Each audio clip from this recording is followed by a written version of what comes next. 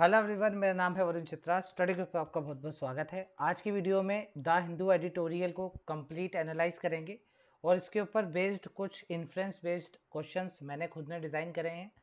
इसके ऊपर हम इन डिटेल रिसर्च करेंगे और उसके आंसर्स को समझने की कोशिश करेंगे। ठीक है, जैसा कि आपको पता है मैंने एक न्यू सीरीज स्टार्ट करी है Tuesday and Thursday. Complete analyse करते हैं हम यूट्यूब पे। ठीक है, तो आप इस सीरीज को अच्छे से फॉलो कर सकते हैं और आपको इसमें से जो भी सीखने को मिल रहा है उसको प्लीज जो डेज आपके पास बच रहे हैं जैसे Monday, Wednesday, Friday and Saturday and Sunday, इन पे इम्प्लीमेंट करने की कोशिश करिएगा। और जो जो चीजें आप इसमें नहीं सीख रहे हैं उसको कॉपी में नोट डाउन जरूर करिएगा। ठीक है, चलिए चलते हैं, स्टार्ट करते हैं आज की क्लास। तो आज की क्लास में जो हम एडिटोरियल डिस्कस करने वाले हैं वो है फैक्ट्स एंड स्टैटिक्स।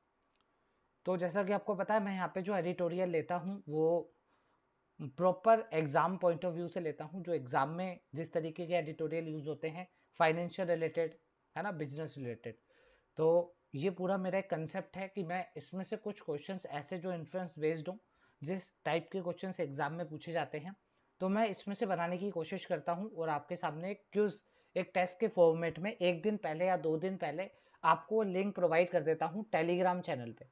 तो टेलीग्राम चैनल पे आप मुझसे जुड़ सकते हैं, डिस्क्रिप्शन बॉक्स में लिंक्स है, जाके ऐड हो जाइए। जैसे देखिए इससे पहले एक एडिटोरियल आया था, उसका भी मैंने टेस्ट, एक क्यूज फ्री होता है, बिल्कुल फ्री ऑफ कॉस्ट है। ये मैंने क्यूज प्रोवाइड कराया था, आपको पहले टेस्ट दे देना है फिर आके वीडियो देखना है, जिससे कि आप अच्छे से रिलेट कर पाए, समझ पाए, है ना। ऐसे ही आज का जो एडिटोरियल मैं आपको सोल्व करवाने जा रहा हूँ इसका ऑलरेडी टेस्ट अवेलेबल है। ठीक है, चलिए स्टार्ट करते हैं आज की वीडियो और इस टेस्ट को बहुत अच्छे से समझने की कोशिश करते हैं और इस आरसी को अच्छे से पढ़ते हैं। उससे पहले मैंने आपके लिए 3 न्यू इनिशिएटिव लिए हैं, 3 या 4, एक बार देख लीजिए, उस पर नजर मार लीजिए। देखिए सबसे पहले बहुत जल्द मेरी ऑनलाइन टेस्ट सीरीज आने वाली है। ऑनलाइन टेस्ट सीरीज, इसके अंदर सिर्फ एक ही सब्जेक्ट होगा, अभी एक ही सब्जेक्ट होगा, इंग्लिश।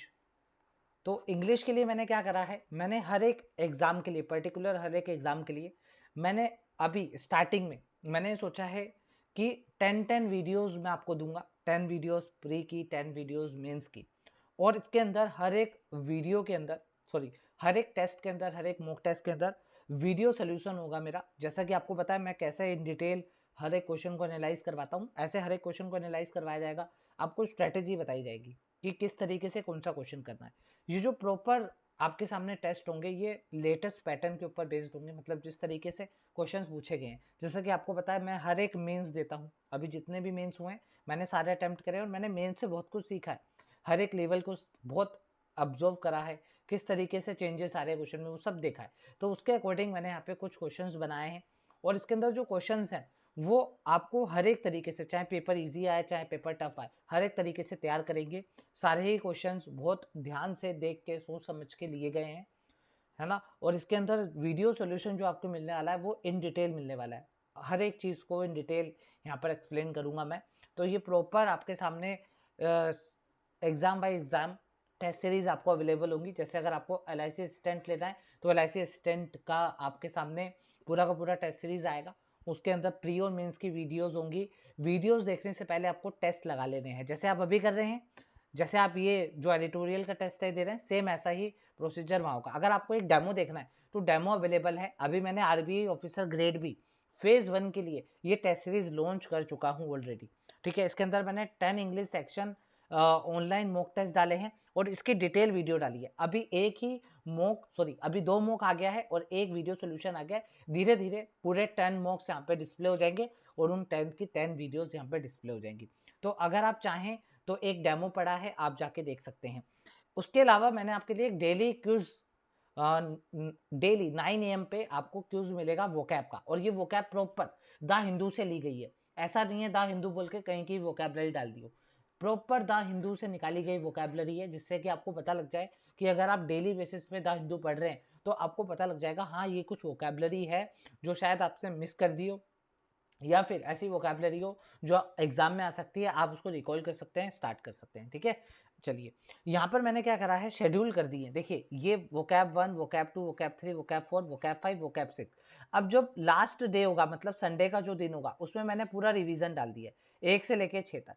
1 से लेके 6 तक मतलब आपने इस 1 से लेके 6 तक जितनी भी वोकैबलरी करी है, जो जो आपको आती है वो तो आपको इसमें भी आ जाएगी, लेकिन जो ऐसी वोकैबलरी थी जो आपको नहीं आती है वो भी इसके अंदर आपको मिल जाएगी, और आपको पता लग जाएगा एक्चुअल में जो वोकेबलरी आपको नहीं आती थी क्या वो आपको याद हुई है या नहीं हुई है। मतलब लास्ट के डे में मैंने कंपाइल कर दिया है हर एक वोकेबलरी को, हर एक क्यूज को कंपाइल कर दिया, शफल कर दिए क्वेश्चंस को। अब आपको देखना है कि आपको एक वीक में कितनी वोकेबलरी याद हुई है। तो हो सकता है आप वैसे वोकेबलरी याद ना करें, लेकिन इस क्यूज की मदद से, इस क्यूज जब आपको एक क्यूज टारगेट में मिलेंगे तो शायद आप कर लें। ठीक है, चलिए स्टार्ट करते हैं आज की हमारी वीडियो। तो उससे पहले मैं आपको बता दूं, ये ऐसा क्यूज होता है, ये आपको डेली देना है।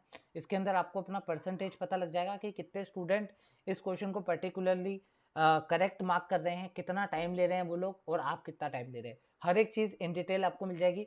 आपको रैंक मिल जाएगा, आपका रैंक क्या आ रहा है, और आपको समझ में आएगा कि यार क्वेश्चन कैसे फ्रेम होते हैं, कैसे बनते हैं। तो इस पूरे के ऊपर अपन डिटेल एनालाइज अभी इस वीडियो में करने वाले हैं। जो मैं आपको कह रहा था एक फ्री आपका टेस्ट पड़ा है, तो देखिए फ्री टेस्ट ये पड़ा है आरबीआई ग्रेड बी का।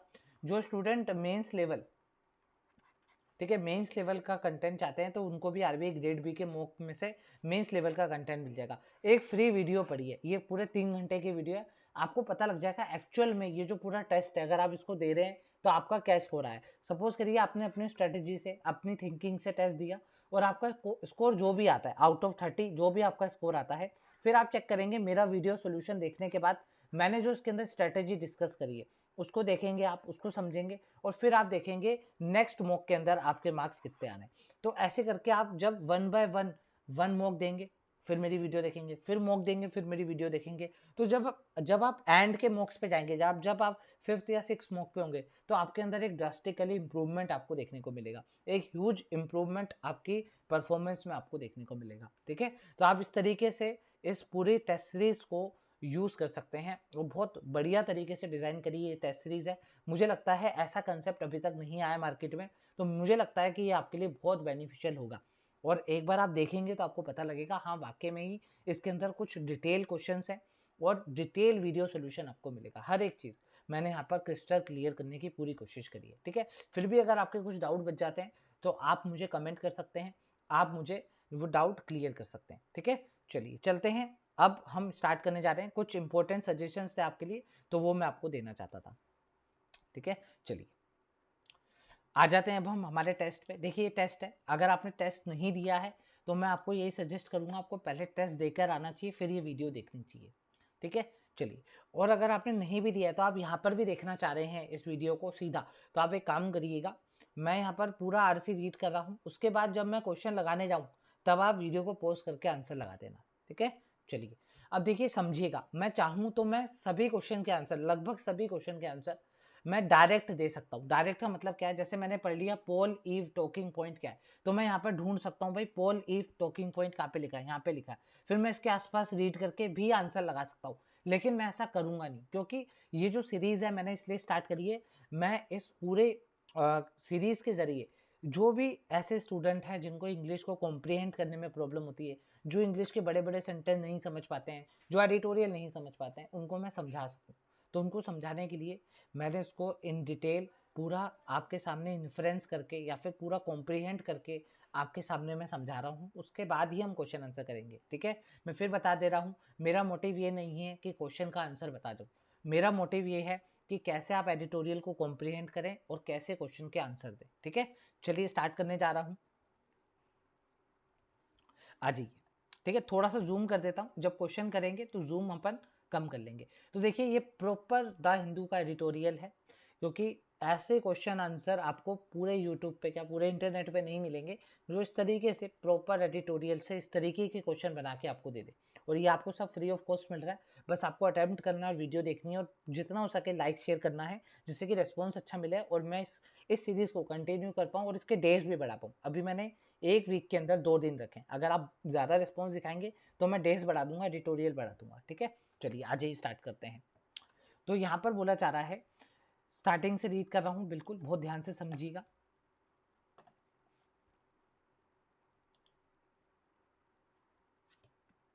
एक मिनट रुकिएगा।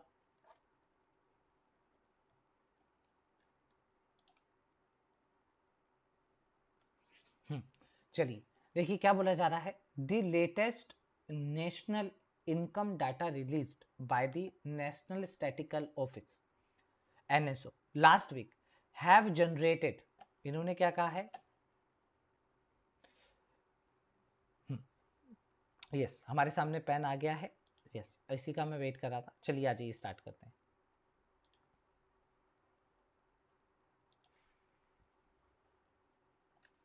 देखिए, the latest national income data, जो latest national income data release हुआ है, किसके द्वारा रिलीज करा गया है? एनएसओ के द्वारा रिलीज करा गया है, लास्ट वीक रिलीज करा गया है।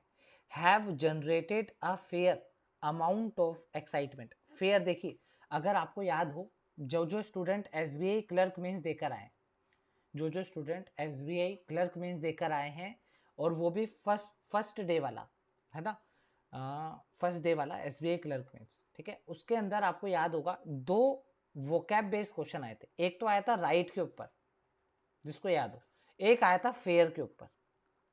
तो फेयर के ऊपर कौन कौन सा ऑप्शन सही था ये पूछा था, और राइट में भी पूछा था कौन कौन सा ऑप्शन सही था या गलत वाला। इतना करेक्ट नहीं है, लेकिन मुझे पता है दो वोकैब आए थे। तो यहाँ पर जो फेयर यूज हो रहा है, ये यूज हो रहा है फेयर अमाउंट, काफी अच्छा खासा अमाउंट। फेयर का मतलब क्या होता है? Fair amount. एक फेयर का मतलब नॉर्मल फेयर भी होता है, जो आपको पता है, फेयर एंड लेवली। एक फेयर का मतलब होता है काफी अच्छा खासा डिसेंट अमाउंट, यहाँ पे बात करी जा रही है, ठीक है। तो आपको ऐसे कॉन्टेक्स्ट के हिसाब से उसकी कॉम्प्रीहेंड करना आना चाहिए, उस वर्ड का मीनिंग पता होना चाहिए। कॉन्टेक्स्ट के हिसाब से क्या होता है, वर्ड चेंज होता रहता है ना। आ जाइए, तो यहाँ पे बोला जा रहा है the latest national income data release by national statistical office. बोला जा रहा है जो नेशनल इनकम हमारा रिलीज हुआ है, नेशनल इनकम डाटा जो रिलीज हुआ है एनएसओ के द्वारा, जो कि लास्ट वीक में रिलीज हुआ है, ठीक है। हैव जनरेटेड, इसने जनरेट कर दिया है, ठीक है, a fair amount of excitement. इसने एक फेयर अमाउंट ऑफ एक्साइटमेंट मतलब जनरेट कर दिया है, एज वेल एज बिविल्डरमेंट। अच्छा, बिविल्डर का मतलब क्या होता है? वैसे बिविल्डर होता है, बिविल्डर एक वर्ब है, लेकिन यहाँ पे बिविल्डरमेंट यहाँ पर एक नाउन बनाया गया है।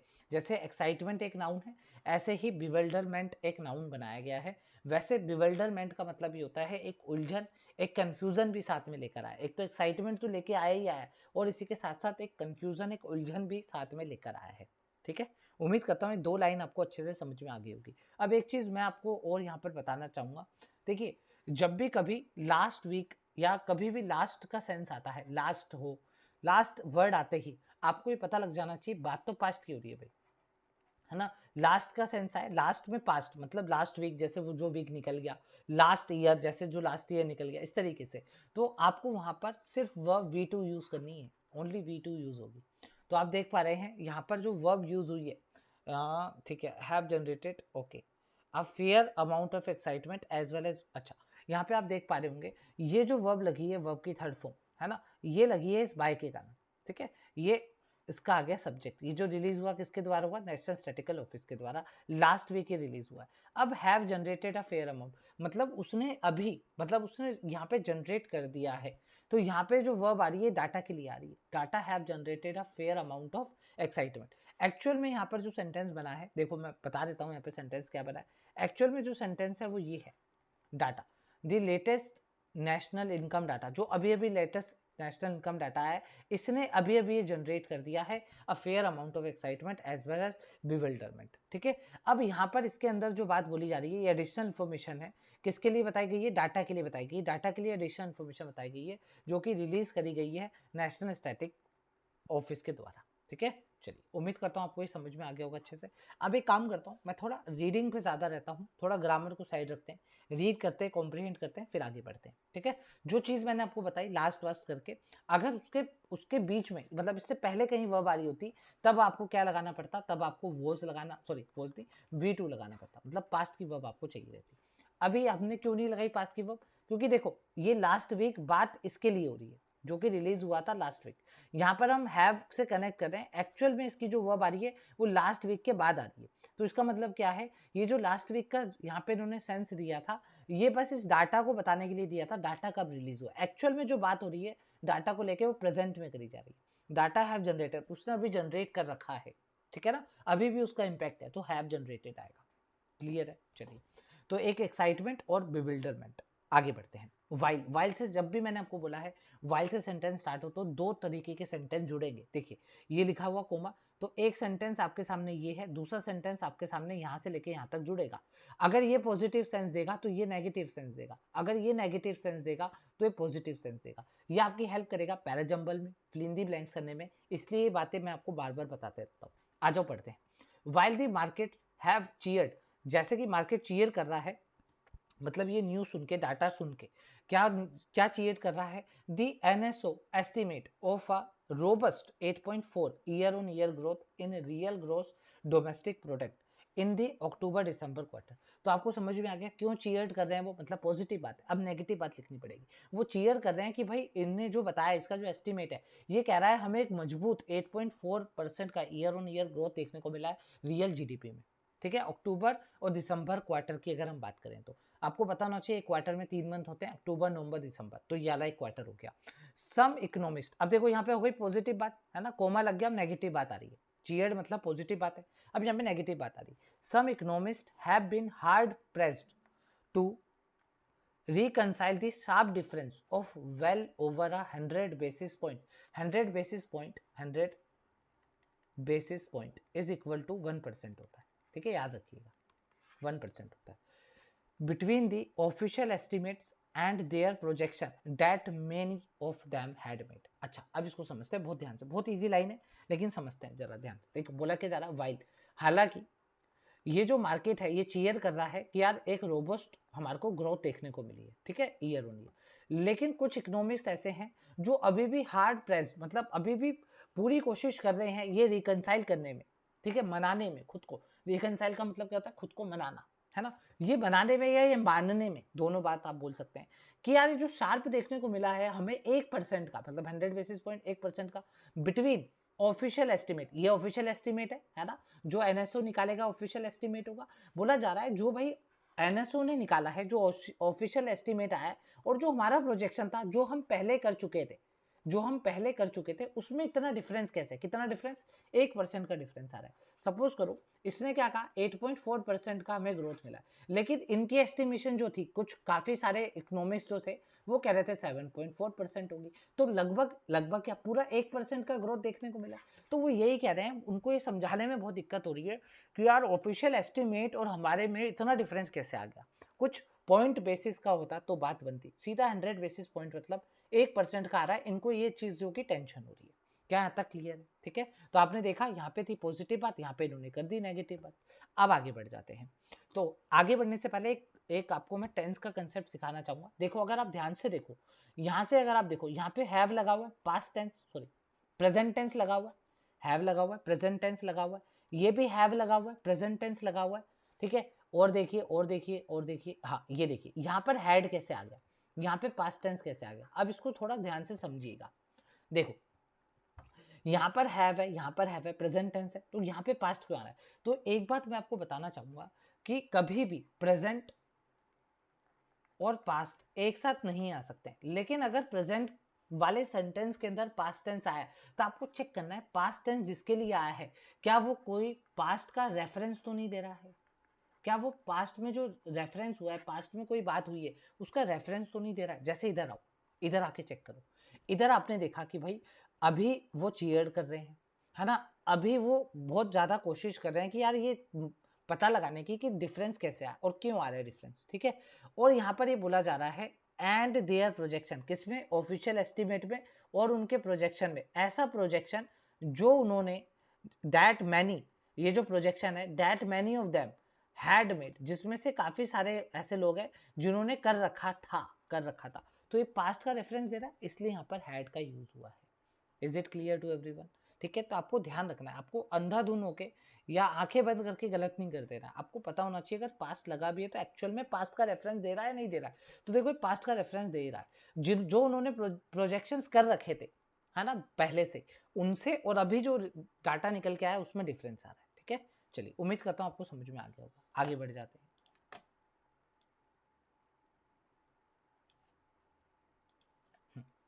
बोला जा रहा है दी रिलीज, ये जो डाटा रिलीज हुआ है इसी की बात हो रही है, ये जो रिलीज हुआ है, ठीक है, the release also posit that the real GDP grew by 8.2 and 8.1% respectively in first and second quarter of the current fiscal। बोला जा रहा है और इस डाटा ने ये भी रिलीज करा है कि वह जो जीडीपी है वो इतने इतने परसेंट से फर्स्ट और सेकंड क्वार्टर में इतने इतने परसेंट से बड़ी है, ग्रू हुई है, मतलब बड़ी है। 40 and 50 basis point quicker than it had estimated earlier. बोला जा रहा है कि यार ये भी 40 और 50 बेसिस पॉइंट, 40 बेसिस पॉइंट का मतलब 0.4% और 0.5% ज्यादा है जितना उन्होंने पहले एस्टिमेट करा था। देखो पहले की बात आ गई तो वापस से हैड आ गया। ठीक है, ये बात आपको पढ़ते समय समझ में आनी चाहिए, ये टेंस की इतनी नॉलेज आपको होनी चाहिए। आगे बढ़ते हैं। Full year real GDP growth 2। अच्छा, बोला जा रहा है जो full year real GDP growth है, देखो मैं आपको एक चीज बताता हूँ।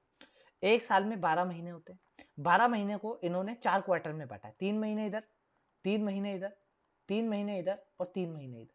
ये कह रहे हैं भाई अगर मैं क्वार्टर वाइज क्वार्टर देखूं तो फर्स्ट क्वार्टर में सेकंड क्वार्टर में इतनी ग्रो देखने को मिली है जीडीपी। ठीक है, इतने से जीडीपी बढ़ा है ना। तो यहाँ पर ऐसा बोला जा रहा है। तो यहाँ पर अगर मैं फुल ईयर रियल जीडीपी की बात करूं, मतलब पूरा मिला के अगर मैं रियल जीडीपी की बात करूं, वो भी बढ़ा है। ग्रोथ 2, उसमें भी ग्रोथ देखने को मिली है ना। ऐसा बोला जा रहा है कि यार इसमें तो बढ़ोतरी देखने को मिली है, इसमें तो इंक्रीज हुआ ही है। अगर मैं पूरे को कंबाइन कर दूं, पूरे साल को, तब भी मुझे ग्रोथ देखने को मिल रही है, तब भी। तो ये भी का सेंस दे रहा है, जोर दे रहा है इसके ऊपर। ठीक है, आगे बढ़ते हैं। इज नाउ फोरकास्ट एट, अब ये फोरकास्ट हो रहा है 7.6% पे, 30 basis point faster than the 7.3% growth it had estimated as recently as in January। Okay, यहाँ पे क्या बोला जा रहा है यार, अभी ये जो डाटा है ना, ये इसमें भी बता रहा है कि 30% ज्यादा मिला है। पहले कह रहे थे 3.7% मिलेगा, सॉरी 7.3% मिलेगा जो इन्होंने पहले एस्टिमेट करा था। अब ये इसमें भी 30 बेसिस पॉइंट बढ़ा रहे हैं, या बढ़ता हुआ दिख रहा है, ऐसा बोला जा रहा है। A factor behind the upgrades, एक फैक्टर है जो अपग्रेड्स के ऊपर काम कर रहा है। जो अपग्रेड देखने को मिल रही है ना आपको, यार पहले इतना एस्टिमेट है, बढ़ के क्यों आ रहा है, तो इसके पीछे एक फैक्टर है। क्या फैक्टर है वो? In the current fiscal income estimates is, अच्छा देखो ये जो फैक्टर है ना, इसके लिए इज आया, is the NSO revision to the estimate for 2021-23 and 2022-23। अब इस लाइन को थोड़ा अच्छे से ध्यान से पढ़िएगा। अ फैक्टर इज दी, एक फैक्टर है, कौन काय का फैक्टर है भाई ये? बिहाइंड, किसके पीछे? ये जो अपग्रेड्स आपको देखने को मिल रहे हैं ना, पहले बोल रहे थे इतना होगा, अब जब निकल के आ रहा है डाटा इतना आ रहा है ना। पहले ये भी बोल रहे थे इतने इतने पॉइंट से बढ़ गया, यहाँ पे 100 बेसिस पॉइंट से बढ़ गया। तो यहाँ पे यही बोला जा रहा है एक फैक्टर काम कर रहा है इसके ऊपर। क्या फैक्टर काम कर रहा है भाई? फैक्टर ये काम कर रहा है, a factor is the NSO revisions, ये जो नेशनल स्टैटिस्टिक्स ऑफिस है ना, रिवीजन कर रहा है। किसकी रिवीजन कर रहा है भाई? 2D एस्टिमेट की रिवीजन कर रहा है, जो इन्होंने 21 और 22 में, 22 और 23 में लगाई थी, उसकी रिवीजन कर रहा है। तो जब रिवीजन कर रहा है तब इसको पता लग रहा है यार एक्चुअल में इतना नहीं है, इतना था डाटा। ठीक है, आगे बढ़ते हैं। वाइल से वापस सेंटेंस स्टार्ट हो रहा है। अगेन मैं बार बार इस चीजों को रिपीट करूंगा जिससे कि आप जब भी रीड करें आपके माइंड में ये बाय डिफॉल्ट सेट हो जाए। देखो जब भी वाइल से सेंटेंस स्टार्ट होगा तो 2 सेंटेंस होंगे, देखो जरूर 2 होंगे। ये वाइल से स्टार्ट हुआ, कोमा ढूंढो, देखो कोमा ढूंढो, कोमा कहाँ गया भाई? कोमा नहीं दिख रहा क्या मुझे? कोमा दिखना चाहिए। ये रहा, देखो ये रहा कोमा, दिख रहा है यहाँ पे कोमा है, देखो ये रहा कोमा। ठीक है, तो इसका मतलब क्या है? नहीं ये वाला कोमा है यार, नहीं नहीं नहीं नहीं, सॉरी सॉरी सॉरी, ये रहा कोमा, ये वाला कोमा है। एक सब्जेक्ट से स्टार्ट होगा ना, फ्रॉम से स्टार्ट नहीं होगा। ये रहा सब्जेक्ट, आ फॉल आउट। ठीक है, ये रहा। ठीक है, तो बात आ रही है समझ में? देखो ये वाइल से लेके यहाँ तक एक पूरा सेंटेंस, कोमा के बाद एक सब्जेक्ट और आ रहा है, मतलब यहाँ से नया सेंटेंस है। ठीक है, तो ये रहा एक सेंटेंस। अब यहाँ पर देखते हैं, अगर यहाँ पॉजिटिव बात होगी तो यहाँ नेगेटिव बात होगी, यहाँ नेगेटिव बात होगी तो यहाँ पॉजिटिव बात होगी, कॉन्ट्राडिक्ट करता है। तो वाइल से सेंटेंस स्टार्ट हुआ है। वाइल दी रिवीजन, अच्छा जब इन्होंने रिवीजन करी, रिवीजन करते करते या जबकि रिवीजन करी, देखो मैं आपको बताता हूँ, मैंने 2 बातें बोली, रिवीजन करते करते या फिर जबकि रिवीजन करते समय, दोनों में बहुत डिफरेंस है। रिवीजन करते करते, जब भी रिवीजन करते करते कंटिन्यूअस का सेंस देगा तब वर्ब की आईएनजी फॉर्म आएगी वाइल के बाद। क्या यहाँ पे वाइल के बाद आईएनजी फॉर्म आ रही है? नहीं आ रही है। इसका मतलब ये रिवीजन करते करते नहीं, यहाँ पे बोला जा रहा है हालांकि रिवीजन हमने जब करी किसकी, 2021 और 22 डाटा की, have resulted in that year real GDP growth being raised by 60 basis point to 9.7%। बोला क्या जा रहा है? बोला जा रहा है जब हमने रिवीजन करी तब हमने ये पाया कि एक्चुअल में जो रियल जीडीपी ग्रोथ थी ना वो 60% से बढ़नी चाहिए थी। ठीक है, 9.7% आनी चाहिए थी। ठीक है, आगे बढ़ते हैं। आपको पता ना 2 जब लग जाए, ये हम क्वांट में सीखते हैं। क्वांट में क्या सीखते हैं हम? जब बाय लग के आए, बाय 9.7%, मतलब इतने परसेंट से बढ़ गई। जैसे एग्जांपल के लिए मान लो जब आप क्वांट के अंदर कभी ऐसा देखें कि बाय 20%, इसका मतलब ये है अगर पहले कोई वैल्यू, सपोज करो पहले कोई वैल्यू अगर 100 है, अगर आप उसको 20% से बढ़ा रहे हैं, इंक्रीज कर रहे हैं 20% से, तो वो जो वैल्यू होगी वो 120% हो जाएगी। अगर आप 2 लगा रहे हैं और 2 के बाद आप लिख रहे हैं 80%, तो वो जो वैल्यू पहले 100 थी ना, अब उसको हटाओ, अब 180 मत लिखो, अब उसको 80 कर दो। मतलब 2 के बाद जो भी नंबर लिखा जाता है एग्जैक्ट वही नंबर लिखा जाता है। लेकिन बाय के बाद जो परसेंटेज लिखा जाता है, अगर इंक्रीज बोला गया है तो इंक्रीज करके लिखा जाता है, अगर डिक्रीज बोला गया तो डिक्रीज करके लिखा जाता है। इतना सा डिफरेंस होता है। तो आप देखते होंगे बहुत बार, हर बार मैं कह रहा हूँ, बहुत बार क्या, हर बार आपने देखा होगा डाटा के अंदर ऐसा लिखा आता है 2 इतना परसेंट, 2 इतना, मतलब अब वो बढ़ के इतनी हो गई है, अब वो 9.7%। पहले जितनी भी रही हो उसको छोड़ो, अब इतनी हो गई। पहले का पता लगाना है तो 60 बेसिस पॉइंट हटा दो, मतलब 0.6 हटा दो, मतलब पहले 9.1 रही होगी। ठीक है, 9.1 से हटके अब कितनी हो गई, 9.7% हो गई। इतना डिटेल मुझे नहीं लगता किसी ने बताया होगा, आज जान लो। न्यूज़पेपर को अच्छे से पढ़ना सीख लीजिए, जिससे कि आपको दिक्कत नहीं हो। क्या क्लियर है यहाँ तक सभी को? तो बोला जा रहा है वाइल जब हम रिवीजन कर रहे थे तो हमने पाया रियल जीडीपी तो इतनी होनी चाहिए थी, इतनी पॉइंट से बढ़नी चाहिए थी। अब देखो नेगेटिव बात आएगी, यहाँ हो गई पॉजिटिव बात, अब नेगेटिव बात आएगी, देख लेना। अब फॉल आउट, ये fall out is the consequent scaling down of 2023 GDP expansion to 7%। अब बात को समझना बहुत ध्यान से। बोला जा रहा है अब fall out is the consequent scaling down of 2022 and 23 GDP expansion to 7%। अब बात को समझना, from the earlier estimate of 7.2%। बोला जा रहा है भाई ऐसा अगर आप कर रहे हो ना, तो अब जो आपका रिजल्ट आएगा, अब जो आपका रिजल्ट, कंसिक्वेंट का मतलब क्या था, रिजल्ट होता है। अब जो आपका रिजल्ट आएगा ना भाई 2022 और 2023 जीडीपी का एक्सपेंशन का, वो 7% हो जाएगी। किससे? 7.2 से, मतलब वो कम हो जाएगी। क्यों कम हो जाएगी? आगे पढ़ना, इसका मतलब आगे पता चलेगा क्यों कम हो जाएगी। देखो चलो मैं बता देता हूँ। वैसे तो इसका मतलब ये होता है कि देखो आपने क्या करा, बात को ध्यान से समझना। मैंने आपको कहा, मैंने आपको एक 80 नंबर दिया, मैंने आपको कहा यार 80 हमारे पास 80 नंबर है, ठीक है, हमारे 80 आए, मान लेते हैं हमारा टोटल मार्क्स अपन मान लेते हैं, एक काम करते हैं 80 है ना, तो 80 डिविजिबल हो जाए ऐसा नंबर मान लेते हैं। चलो 800 ले रहा हूँ मैं, है ना, 800 ले लेता हूँ। मैंने आपको कहा कि टोटल जो मार्क्स है, टोटल मार्क्स है हमारे पास 800 है, तो मैंने आपको कहा आपके 80 आए हैं, तो आपने क्या करा, परसेंटेज निकाली, आपने 80 ऊपर लिखा, 800 नीचे लिखा, इनटू 100 करा, ये 2 जीरो से 2 जीरो कट हो गए, 10% आ रहा है आपका। अब बात को समझ, इस लाइन को समझा रहा हूँ, न्यूज़पेपर को डाटा को किस तरह से डिकोड करते हैं बता रहा हूँ, ठीक है। चलो ठीक है सर, 10% आ रहे हैं हमारे। अब मैंने आपको कहा नहीं यार टोटल मार्क्स 800 नहीं थे, टोटल मार्क्स तो ज्यादा थे। अच्छा सर टोटल मार्क्स फिर कितने थे? टोटल मार्क्स मैंने आपको कहा टोटल मार्क्स 800 नहीं थे, टोटल मार्क्स थे 1200। अब क्या होगा, आपके यही मार्क्स 80 जो मार्क्स आए, अगर आप इसको 1200 से डिवाइड करोगे, आ जाओ डिवाइड कर लेते हैं, 4 से कर लूं, 4 दिए, और इसको कर लूं 20, तो ये अप्रोक्सीमेटली, वैसे तो कुछ कटने वाला डाटा लेना चाहिए था पर कोई बात नहीं, अप्रोक्सीमेटली कितना आएगा आपको पता है, 6 पॉइंट समथिंग आएगा। तो आप देखो जहां आपका यही मार्क्स लाके आपकी परसेंटेज बढ़ रही थी, अब वो परसेंटेज 6 पॉइंट समथिंग पे आ गई, मतलब अब वो परसेंटेज कम हो गई। तो इसका मतलब क्या है, 6.66 चलता रहेगा। तो इसका मतलब ये है कि जब हम बेस को बढ़ा देते हैं तो हमारी एक्चुअल जो परसेंटेज है वो कम हो जाती है। आ रही है बात समझ में? ठीक है, चलो इधर आ जाओ और अच्छे से समझाता हूँ। देखो अगर आपने क्या करा, अगर आपने 2021 और 22 का डाटा बढ़ा दिया ना भाई, अगर आपने इसकी परसेंटेज बढ़ा दी तो अगले वाले का डाटा ऑटोमेटिक कम हो जाएगा, क्योंकि बेस बढ़ चुका है ना। पहले आपको कहा जा रहा था 800 टोटल है, अब अचानक से बोल दिया 1200 टोटल मार्क्स है। तो जो मार्क्स आप पहले ला रहे थे, अब उस मार्क्स को रख के अगर आप कंपेयर करेंगे तो ऑफकोर्स वो परसेंटेज कम आएगी। जितना डिवाइड आप बढ़ाते जाएंगे उतनी आपकी वैल्यू कम होती जाएगी। तो यहाँ पर यही बोला जा रहा है। तो इसका एक फॉल आउट, एक सिनेरियो देखने को मिला कि भाई 2022 और 23 का जो जीडीपी एक्सपेंशन था वो 7% पे आ गया, जो कि पहले कितना था, 7.2% था। ठीक है, उम्मीद करता हूँ समझ में आ गया होगा किस तरीके से बेस इफेक्ट काम करता है। इसको कहते हैं अपन बेस इफेक्ट, है ना। आगे बढ़ लेते, अब इसको समझिएगा।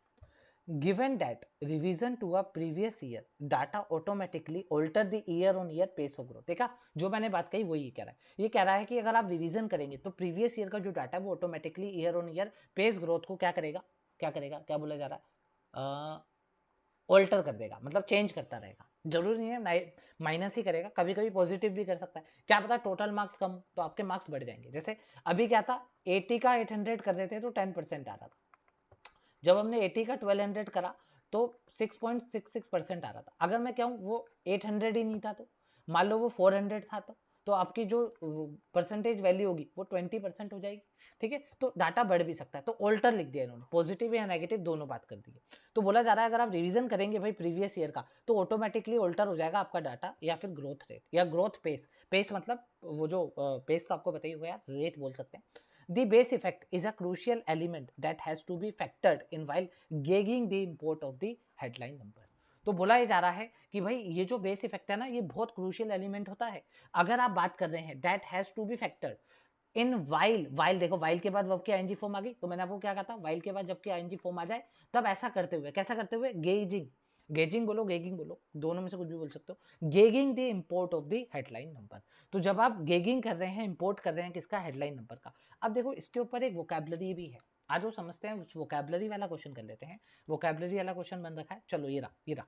यहाँ पे क्या पूछा गया, अपोजिट मीनिंग बताना है। तो देखो यहाँ पर इंपोर्ट का मीनिंग क्या है, एक इंपोर्ट का मीनिंग क्या होता है, इंपोर्ट करना, कोई भी चीज बाहर से इंपोर्ट करिए। यहाँ पे क्या बोला जा रहा है, while gauging the import of the headline number. जब आप हेडलाइन नंबर बोले तो जैसे एनएसओ ने कोई डाटा दे दिया, एनएसओ ने कोई कोई नंबर दे दिया, तो जब आप इसको गेगिंग कर रहे हैं, मतलब जब आप इसका आंकलन कर रहे हैं, तो जो बेस इफेक्ट होता है ये बहुत क्रूशियल हो जाता है। तो इंपोर्ट का मतलब क्या होता है, इसका आंकलन करना, इसका रेलिवेंस पता लगाना, मतलब इसके रेफरेंस में आप कोई चीज निकाल रहे हैं तो आपको इंपोर्ट का अपोजिट डालना था इसके अकॉर्डिंग। तो इसका अकॉर्डिंग क्या हो जाएगा, इररेलेवेंस हो जाएगा। सिर्फ 33% स्टूडेंट का आंसर सही है।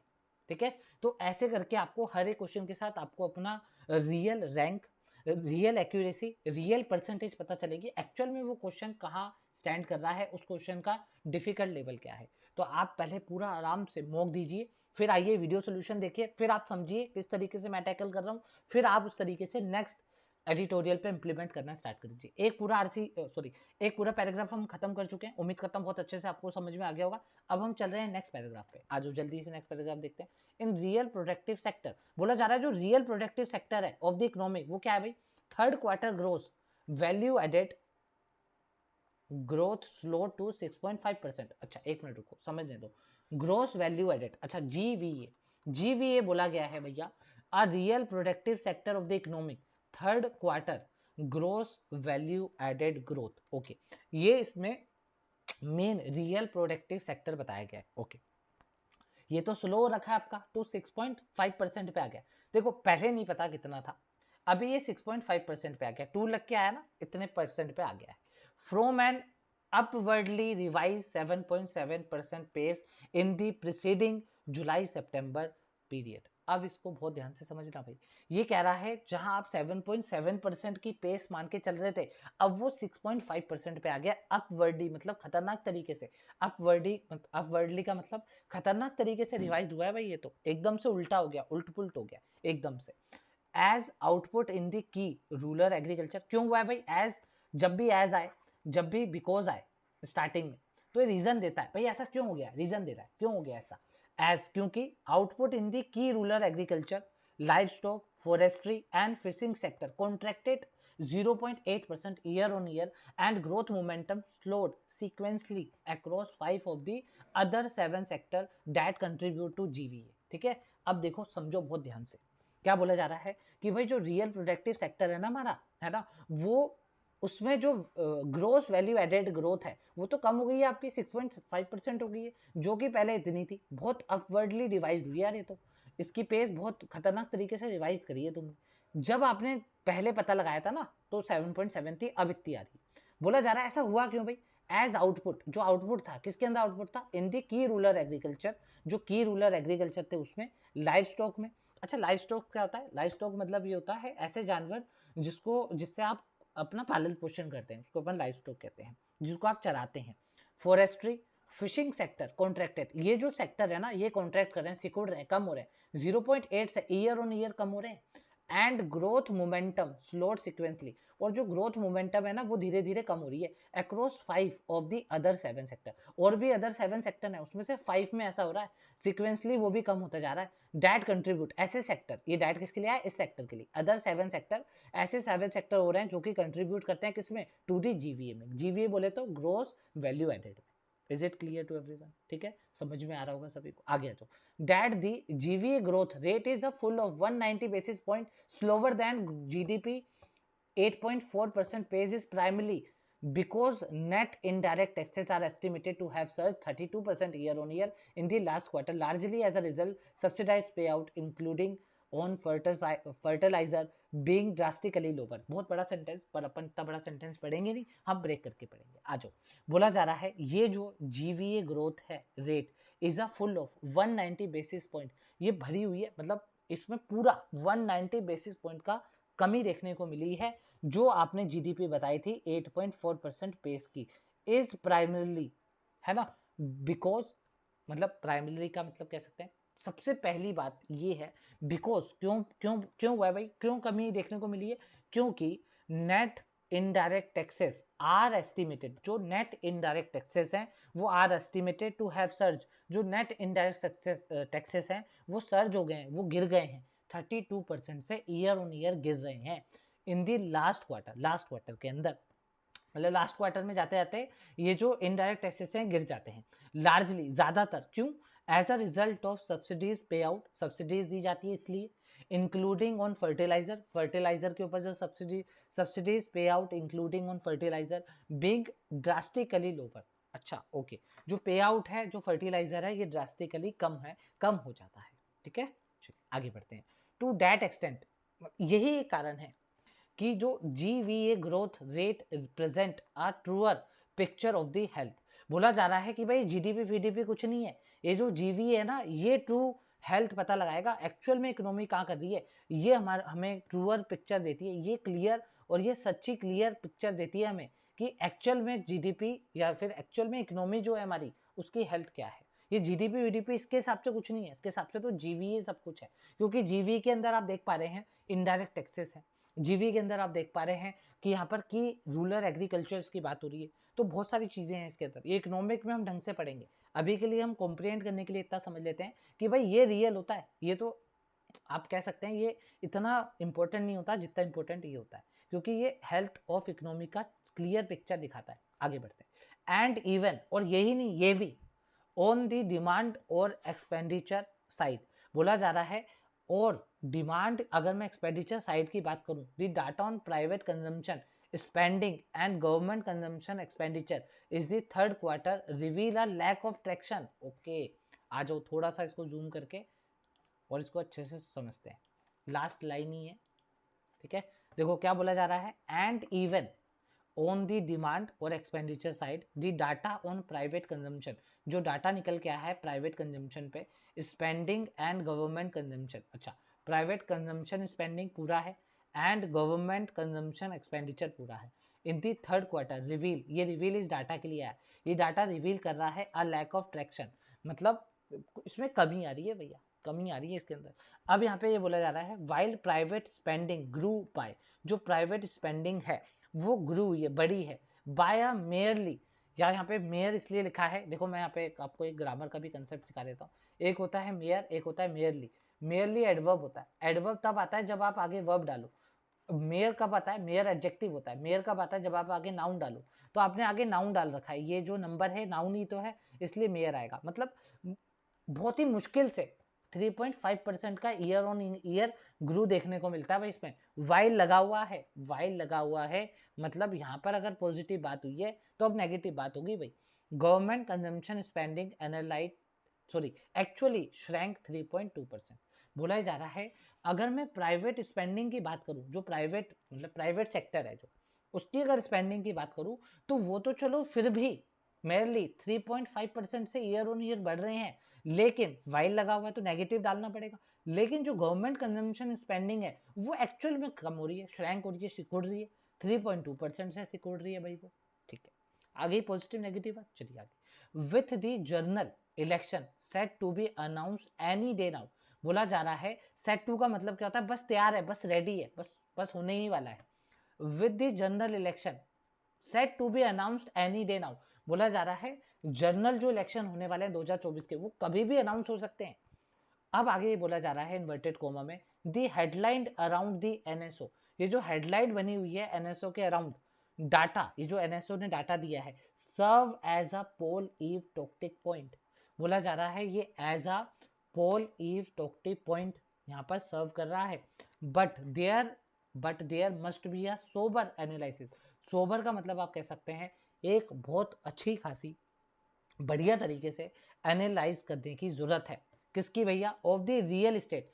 रियल इस्टेट वो नहीं है जो आप कह रहे हैं घर वर बेचना, वो वाला नहीं है। रियल इस्टेट का मतलब एक्चुअल में इकोनॉमी कहाँ है, of the real state of the economic that draws on multiple statistical set. अब देखो यहाँ पे समझते हैं बात को, बहुत अच्छी लाइन बोली गई है, बट देयर मस्ट बी, यहाँ पे बोला जा रहा है कि भाई आपने इतना परसेंट तो इसमें इंक्रीज दिखा दिया, कंजम्पशन स्पेंडिंग में इतना आपने डिक्रीज दिखा दिया, ठीक है। ये जो हेडलाइन निकल के आ रही है जो एनएसओ ने बताई है, ये बन सकती है पोल ईव। पोल मतलब इलेक्शन, ईव मतलब आप कह सकते हैं, ईव मतलब त्योहार की तरह बोल सकते हैं। पोल ईव टॉकिंग पॉइंट, ये पोल ईव, ये जो इलेक्शन का त्योहार आ रहा है ना, ये जो इलेक्शन का पूरा का सिनेरियो आ रहा है, इसके लिए टॉकिंग पॉइंट बन सकता है। बट देयर मस्ट बी, लेकिन यहाँ पर एक सोबर एनालाइज की जरूरत है, बहुत अच्छे एनालाइज की यहाँ पे जरूरत है ऑफ द रियल स्टेट की। एक्चुअल में हमारी इकोनॉमी की रियल स्टेट क्या है, जो इकोनॉमी है that rose on multiple statistical state. तो बोला जा रहा है जो कि ड्रो मतलब ये जो इकोनॉमी है ड्रो होती है। ड्रो का मतलब जो कि इतने इतने पैमाने पे नापा जाता है, इतने इतने पैमाने पे इसको परखा जाता है ऑन मल्टीपल स्टैटिकल स्टेप। बहुत सारे मल्टीपल स्टैटिकल स्टेप लेने चाहिए इस इकोनॉमी के रियल स्टेट को जानने के लिए, ठीक है। चलिए, उम्मीद करता हूँ आपको पूरा अच्छे अच्छे समझ में आ गया होगा बढ़िया तरीके से।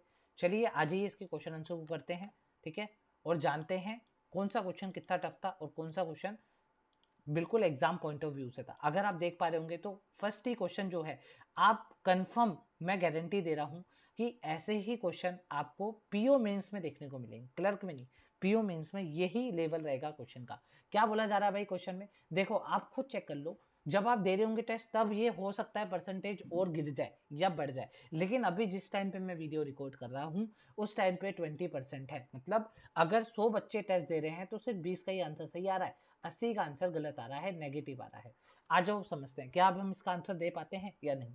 आ जाओ, बोला जा रहा है what is the implication. Implication का मतलब पता है ना, क्या क्या इम्प्लीकेशन आ सकती है, क्या क्या दिक्कत आ सकती है, किसको लेके भाई, NSO data being highlighted as a pole eve talking point in the context of upcoming general election, है ना। चलो आज समझते हैं।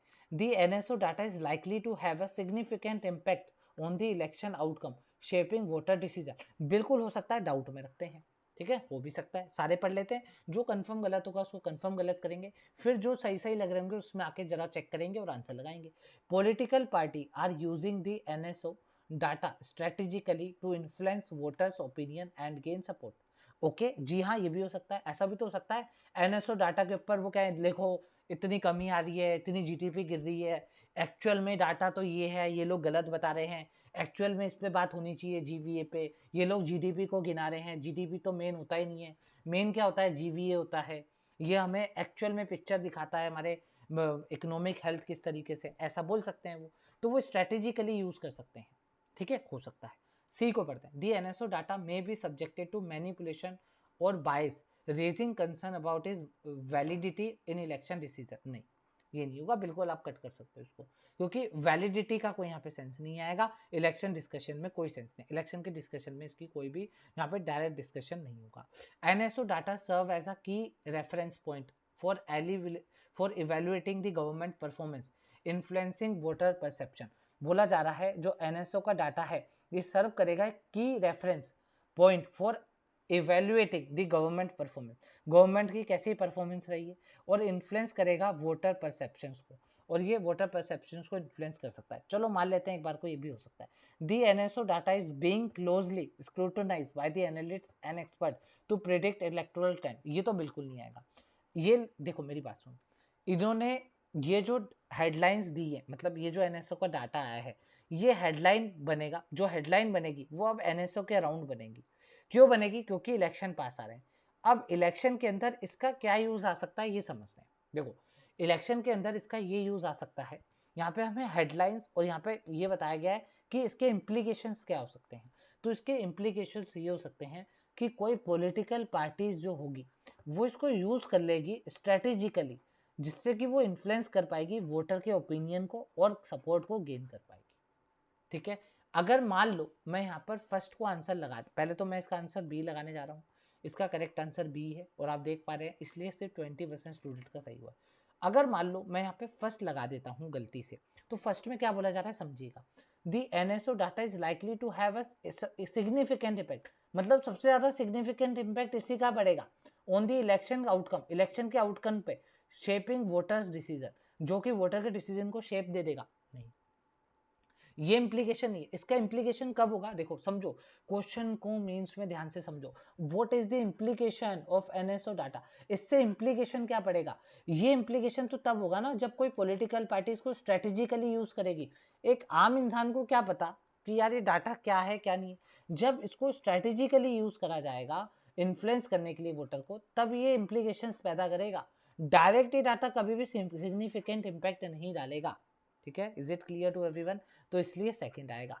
ठीक है, सी तो वैसे भी नहीं हो सकता था, ई को वैसे काट दिया। अब डी पे आ जाओ, बोला जा रहा है ये जो डाटा है सर्व करेगा की रेफरेंस पॉइंट फॉर इवेल्युएटिंग दी, बिल्कुल सही बात है, गवर्नमेंट की परफॉर्मेंस को इवेल्युएट तो करेगा, इन्फ्लुएंस करेगा वोटर रिसेप्शन को, लेकिन ये कैसे करेगा, जब आप इसको स्ट्रेटेजिकली यूज करेंगे, जब आप इस डाटा को तोड़ मरोड़ के पेश करेंगे, जब आप इसके की पॉइंट्स बताएंगे, तभी तो ये यूज करेगा। इसलिए तो बोला जा रहा है but there must be a sober analyse की जरूरत है इसको, जिसको हम रियल स्टेट पता कर पाए इकोनॉमी की क्या चल रही है। इसलिए हम इसका आंसर क्या लगा पाएंगे, ऑप्शन नंबर बी लगा पाएंगे। तो ये बहुत अच्छा क्वेश्चन था, इससे बहुत कुछ सीखने को आपको मिलेगा। ठीक है, चलिए उम्मीद करता हूँ आपको ये क्वेश्चन अच्छे से समझ में आ गया होगा। फिर भी कोई डाउट हो तो आप कमेंट सेक्शन में लिख सकते हैं। ठीक है, बहुत ही खतरनाक क्वेश्चन ये इस पूरे आरसी का। ठीक है, चलिए आगे बढ़ जाते हैं। और अगर आपको और इन डिटेल आंसर चाहिए तो देखिए मैंने यहाँ पर हर एक चीज को क्लियरिटी से मैंने मेंशन कर रखा है कि क्यों कौन सा आंसर नहीं होगा। ठीक है, आप चाहें तो इसको पढ़ सकते हैं, तो आपको समझ में आ जाएगा। ठीक है, चलिए आगे बढ़ जाते हैं। क्या बोला जा रहा है, what factor contribute to the slower growth rate in the real productive sector. आपको पता होगा रियल प्रोडक्टिव सेक्टर हमने पढ़ा था, तो यहाँ पर बोला जा रहा है कि थर्ड क्वार्टर के दौरान क्या कंट्रीब्यूट कर रहा है कि यार कम देखने को मिला। तो देखो थर्ड क्वार्टर की बात हमने पढ़ी थी, है ना। अब हमने पूरा आरसी पढ़ लिया तो अब हमें आरसी पे जाने की जरूरत नहीं है, हम ऐसे भी बता सकते हैं। ठीक है, आ जाओ जरा चेक करते हैं। Decrease government spending, government spending की बात हुई थी क्या, नहीं हुई थी। यहाँ पे गवर्नमेंट स्पेंडिंग की बात बिल्कुल भी नहीं हुई थी। ठीक है, अब आगे बढ़ते हैं। Increase private consumption, private consumption की बात हुई थी क्या, बताइए। यहाँ पर ये बात हुई थी कि भाई ये देखिए मैं एक बार आपको रिकॉल करवा देता हूँ, कहाँ गया भाई, ये रहा, largely as a result subsidies pay out including fertiliser being drastically lower. इससे पहले चलते हैं, बिकॉज नेट इनडायरेक्ट टैक्सेस, क्योंकि हमें यहाँ पर net indirect taxes are estimated to have surge 32% year on year last quarter. तो यहाँ पे बात क्या हो रही है, नेट इनडायरेक्ट टैक्सेस की बात हो रही है। ठीक है, तो सर्जिंग नेट इनडायरेक्ट टैक्सेस, तो इनडायरेक्ट टैक्स में सर्ज देखने को मिला है, इनडायरेक्ट टैक्सेस बढ़ चुके हैं। तो इसका आंसर क्या हो जाएगा, डायरेक्ट क्या हो जाएगा, तो सर्जिंग नेट इनडायरेक्ट टैक्सेस। तो आपको पता होगा, याद होगा, अगर आपने काफी सारे मॉक दे रखे हैं तो यहाँ पर देखो इन्होंने यूज करा है, देखो यहाँ पे इन्होंने क्या यूज करा है, primarily because net indirect taxes are, यहाँ पे इन्होंने सर्ज यूज करा है। ठीक है, और यहाँ पे इन्होंने सर्जिंग करके बनाया, तो सीधा आपको लाइन ना मिले और आप सीधा भी अगर ढूंढ रहे हो टाइम वेस्ट ज्यादा हो। तो 50% स्टूडेंट ने सही आंसर दिया है, तो इसका आंसर क्या होगा, ऑप्शन नंबर सी होगा। ठीक है, चलिए नेक्स्ट क्वेश्चन पे मूव ऑन कर जाते हैं। ये रहा नेक्स्ट क्वेश्चन, इसको बनाइए। चलिए अब देखिए आपके सामने नेक्स्ट क्वेश्चन है। इसके अगर हम परसेंटेज को देखें तो 25% स्टूडेंट ने इसका आंसर सही दिया है। चलिए देखते हैं इसमें ऐसा क्या है, इसको समझते हैं। अजी क्या बोला जा रहा है, why is the base effect consider crucial when analysing year on year growth rate in national income data. तो बात को समझिएगा, बहुत ध्यान से समझिएगा। देखो क्या बोला जा रहा है कि यार ये जो बेस इफेक्ट है ना, इसको क्रूशियल क्यों कंसीडर करा गया। तो आपको पता है मैंने बहुत अच्छे से एग्जांपल लेके आपको समझाया है कि जैसे जैसे आप बेस को बढ़ाते जाएंगे या बेस में चेंज करते रहेंगे, वैसे वैसे आपकी जो परसेंटेज है उसमें भी वेरिएशन आपको देखने को मिलेगा। ठीक है, आज इसको समझते हैं कौन सा ऑप्शन आएगा। It provide a measure of consumer sentiment, बिल्कुल गलत है। It adjust for seasonal fluctuation, नहीं भाई, सीजनल फ्लक्चुएशन के लिए एडजस्ट नहीं होता है। It accounts for revision in previous year data. ठीक है, एक काम करते हैं, इसको मैं थोड़ा सा डाउट में लगा रहा हूँ, हो सकता है आप लोगों ने इसमें से या डी में से एक आंसर दिया होगा। मैं अभी इसको गलत ना तो गलत बोल रहा हूँ ना सही बोल रहा हूँ, मैं अभी ये मार्क कर रहा हूँ कौन डेफिनेटली गलत है, तो ये भी हम डाउट में रख रहे हैं। It consider the impact of change in the economic base year, ठीक है, इसको भी डाउट में रख रहा हूँ। It reflect change in the inflation rate. अब देखो, अब बहुत ध्यान से समझो, सुनो, ठीक है, बहुत ध्यान से, क्योंकि इसमें 25% आया तो मतलब स्टूडेंट कहीं ना कहीं तो फंसे। देखो समझो बात ध्यान से, आपको क्या बोला है, बेस इफेक्ट क्यों क्रूशियल कंसीडर किया गया, यही पूछा है। ठीक, पहली बात तो ये ऑप्शन और ये ऑप्शन में कट कर, अब इसको ध्यान से पढ़ो। It accounts for revision in previous year data, आपने रिवीजन करा है प्रीवियस ईयर के डाटा में, ठीक है, तो बेस इफेक्ट कंसीडर करा गया है क्रूशियल, क्योंकि आपने क्या करा है, ये अकाउंट मतलब ये जो बेस इफेक्ट होता है ये प्रीवियस ईयर डाटा को अगर आप रिवाइज करते हैं तब होता है। एक बार डी को पढ़ो, इट कंसीडर द इम्पैक्ट, ये इम्पैक्ट देता है of changes in the economic base year. अब इधर आ जाओ, देखो सुनो, उस ईयर के अंदर, है ना, उस ईयर के अंदर बेस क्या है वो इंपॉर्टेंट होता है उसकी रियल जीडीपी ग्रोथ निकालने के लिए। तो इट कंसीडर द इम्पैक्ट, ये एक इम्पैक्ट की तरह काम करता है चेंज होने में। कैसा change, in the economic base year, उस बेस ईयर में इकोनॉमिक का क्या डाटा है। तो इसका करेक्ट आंसर क्या हो, option number D will be our correct answer. C क्यों नहीं हो पाएगा, देखो सी क्यों नहीं हो पाएगा, सी में जो बात बोली गई है वो बिल्कुल सही बोली गई है, लेकिन दूसरे कंटेक्स्ट में बोली गई। कैसे बोली गई है समझो, आ जाओ, देखो यहाँ पर आओ पहले।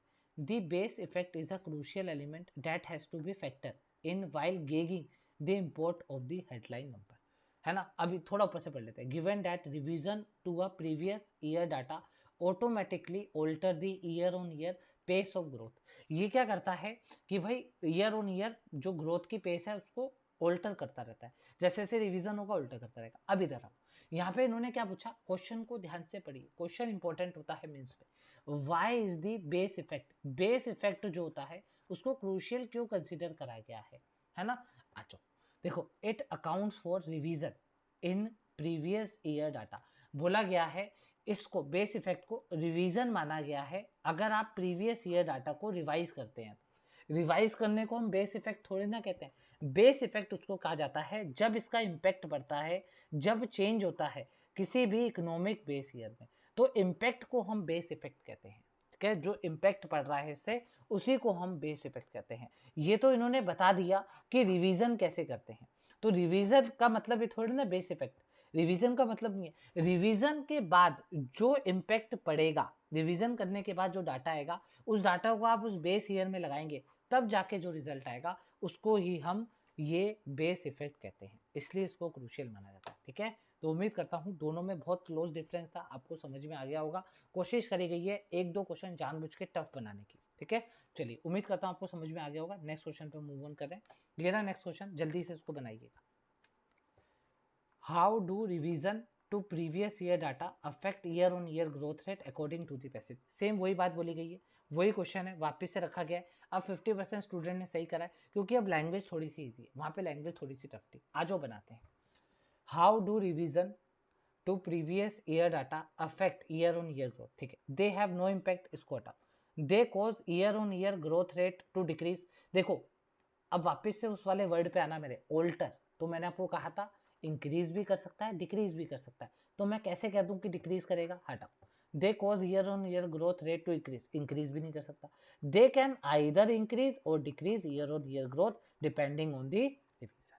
Is it clear to everyone. ठीक है, तो इसका मतलब क्या है भाई, यहाँ पर आंसर आएगा डी ऑप्शन। ठीक है, तो जरूरी नहीं है हर बार इंक्रीज करेगा, जरूरी नहीं है हर बार डिक्रीज करेगा, डिपेंड करता है आपका बेस कैसे चेंज हो रहा है। ठीक है, चलिए आगे बढ़ जाते हैं। क्वेश्चन नंबर 5 आपके सामने है।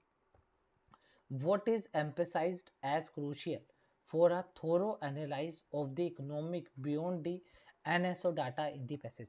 बोला जा रहा है कि भाई क्या चीज क्रूशियल है एनालाइज करने के लिए इकोनॉमिक को बियॉन्ड, इसके सिवा, एनएसओ डाटा के सिवा। चलिए इसको समझते हैं। लॉन्ग टर्म इकोनॉमिक फोरकास्ट, हमें लॉन्ग टर्म इकोनॉमिक फोरकास्ट करनी चाहिए, नहीं। Comparative economic study, comparative economic study, comparative मतलब कंपेयर कर करके इकोनॉमिक स्टडी करनी चाहिए, हाँ भाई हो सकता है। मल्टी वैरायटी रिग्रेशन एनालिसिस, नहीं भाई। Macro level economic indicator, macro level economic indicator, macro मतलब बड़े पैमाने पे इकोनॉमिक इंडिकेटर्स लगाए जाए, नहीं। एक होता है मिनी, एक होता है macro. Econometric modelling, econometric modelling, मान लेते हैं ये हो भी सकता है, लेकिन हमने पढ़ा ही नहीं ना भाई, जो चीज हमने पढ़ी नहीं हम नहीं लगा सकते। अब इधर आ जाओ, but there must be a sober analyse of the real state of economic that draw on multiple statistical set. तो मल्टीपल स्टैटिकल टेस्ट सेट का मतलब ये है कंपैरेटिव इकोनॉमिक स्टडी, मतलब हमें कंपैरेटिव मतलब डिफरेंट डिफरेंट चीज़ों को कंपेयर करके इकोनॉमिक स्टडी करनी चाहिए, ना कि सिवाय इस पे। तो इसका मतलब इसका आंसर क्या आ जाएगा, option number 2 will be our correct answer. ठीक है, उम्मीद करता हूँ आपको समझ में आ गया होगा। और फिर भी अगर आपको जानना है कि यही क्यों होगा, तो यहाँ पर इन डिटेल आपको अच्छे से एक्सप्लेन कर रखा है। ठीक है, is it clear to everyone? उम्मीद करता हूँ आपको समझ में आ गया होगा। ठीक है, चलिए आगे बढ़ जाते हैं। ठीक है, ओके, चलिए ठीक है। हो सकता है काफ़ी सारे स्टूडेंट को, हो सकता है मे बी 33% तो हो सकता है आप लोगों ने मल्टी वैरायटी देख के, यहाँ पर लिख रखा था ना मल्टीपल स्टैटिकल सेट, तो आपने मल्टी वैरायटी देख के ये आंसर लगा दिया हो, लेकिन उसके लिए आपको रिग्रेशन का मतलब पता होना चाहिए था। रिग्रेशन का मतलब, रिग्रेशन का मतलब ये होता है कि भाई मैं इसको आपको शॉर्ट में बताना चाहूँगा। रिग्रेशन का मतलब ये होता है कि आप वापस किसी चीज़ पर आ गए हैं, जहां पहले थे वापस वहां गए। ठीक है, उसको अपन रिग्रेशन कहते हैं। रिग्रेशन एक नेगेटिव वर्ड है। ठीक है, तो नेगेटिव वर्ड के कारण, वैसे भी पढ़ते ही पता लग रहा है रिग्रेशन एक नेगेटिव वर्ड है, तो नेगेटिव वर्ड के कारण आप ये आंसर नहीं लगा सकते थे। हमें कंपैरेटिव मतलब कंपेयर करते करते इकोनॉमिक स्टडी करनी पड़ेगी। तो एक तरीके से multiple statistical data comparative economic study यहाँ पर बैठ जाएगा। टिपिकल क्वेश्चन, अगेन 3 क्वेश्चन बहुत शानदार डाले गए हैं, तो उम्मीद करता हूँ आपको बढ़िया लग रहे होंगे, लेवल पता चल रहा होगा। अरे यार, अच्छा ये अपन लगा चुके थे ना, ओके ये अपन लगा चुके थे, ठीक है चलिए। अच्छा, बिविल्डरमेंट, बिविल्डरमेंट का मतलब मैं आपको पहले भी बता चुका हूँ।